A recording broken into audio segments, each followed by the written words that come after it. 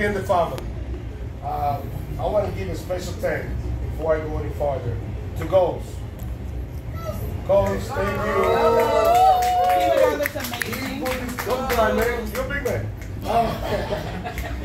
He helped me put this together in more ways than you can think. Not only what he did physically, that's obviously his art, his humidor, his beautiful counter, everything was gold. So thank you for that. Could not do it without you. But in reality, this just is something for us to enjoy.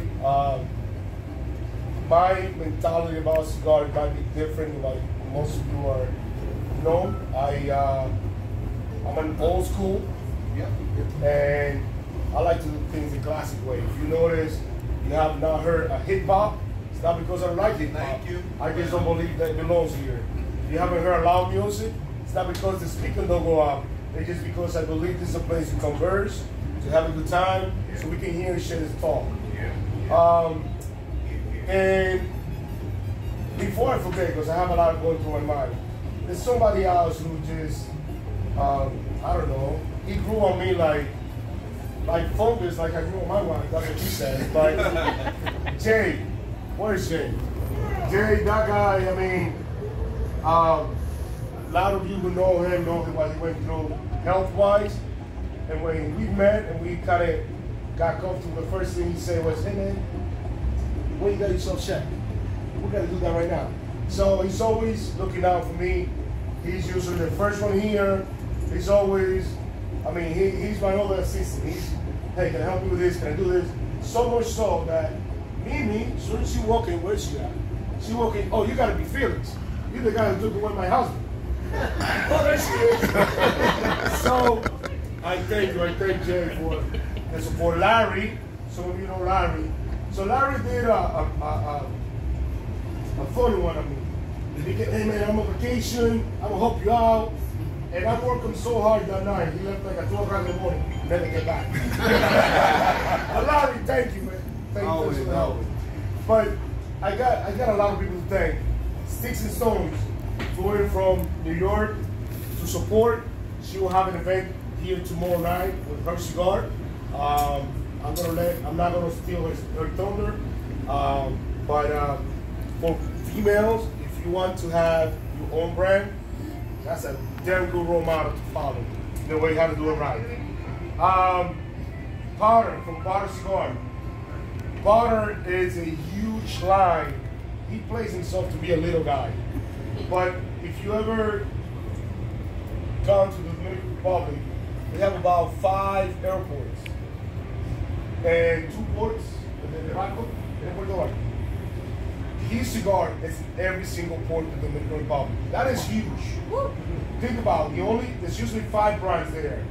La Aurora, Davidoff, Arturo Fuente, somebody else, and then the small guy, allegedly.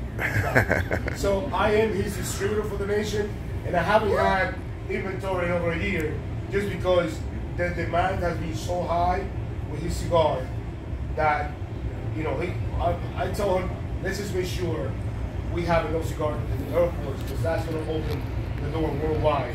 So he flew in today from the Dominican Republic, not only to say, hey man, I got your back, well, actually to bring me some inventory because I didn't have anything. So, por gracias. I hope you never get in trouble, but if you get in trouble in DR, I think you're meant to know. He's that guy, like the O.J. Simpson's lawyer. He's that lawyer. He's the guy, he only picked cases that nobody won. There's no way you can win that case. You get caught on it. So, who else? Did I forget anybody? Well, I am forgetting. I always leave the best for last. I'm going to say now, none of this or everything that I do can be possible without the support of this young lady. Woo! So, I'm going to give you a little story that hopefully motivates you. December 2016, we are sitting in bed, nothing happened yet, and she goes, honey, we worked too hard. should have a business of our own. I said, babe, how much you have in the bank account? She goes, $300. I said, great. Take my hands. She goes, what do you smoke? I said, babe, all I need from you is 2 years. Give me 2 years where my mind is free, that I'm not thinking you're fucking around, that you miss me so much, that I'm not home. Just give me 2 years and I will make it happen. He goes, but we don't have any money. Yes, we do. Here's why I say this.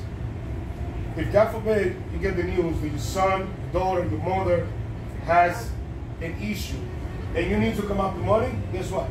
You're going to come up with that money. So at that moment when she said that to me, I said, you know what? My mom is dying right now and my son is in ICU.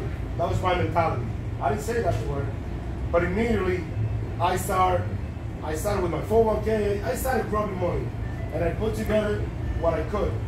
Oh, before that, I went to the place we used to go and smoke. And I said, hey man, I want to buy the store. He goes, you know I'm not selling it.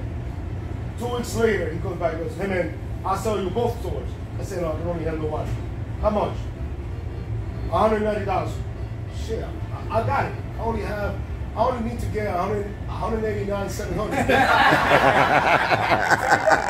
It's fucking cheap. So when you think about it, you got no money. Come up with $190,000 for when? But if you think about that, what I just said, you put in your mind something bad is happening and you need to come up with the money, you come up with the money. Thank God I found some people that backed me up. And I went in 2 weeks later, and then here's the money. Give me my keys. All right? And the rest is history. So, but none of it could be done if I didn't have her support. And she supports me 1,000%. When we married, she said, you can go anywhere by yourself. It could be Colombia, it could be Las Vegas, it could be hell, it could be Brazil. Never to the Dominican Republic. Yeah. Needless to say, I go to the Dominican Republic in 5 or 6 weeks. And I could just be there once with me. But it's a trust factor, right? And that's something that's earned. But I say this to say that her support opened up my horizon, opened my mind, and allowed me to do what I do. With that being said, I think I already spoke too much. This is your house.